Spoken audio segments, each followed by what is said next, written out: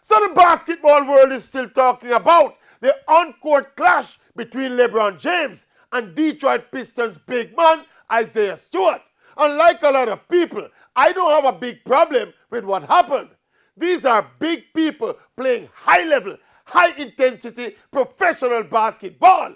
Things like this will happen. When they do, take the necessary disciplinary action. Case closed.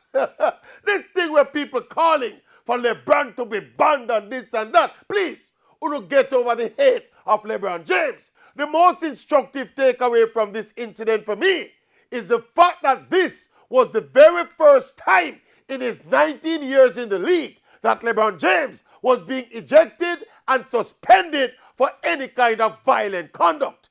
That to me suggests that finally LeBron is getting old and as such is now resorting to doing stuff that he never did before. The fact that this geriatric Lakers team is struggling for form and consistency, that not helping LeBron either, who we know more than suspect is clearly beginning the inevitable process of decline, even for one of, if not the greatest players to have ever played the game of basketball. The good thing about it is that LeBron is going out screaming and punching.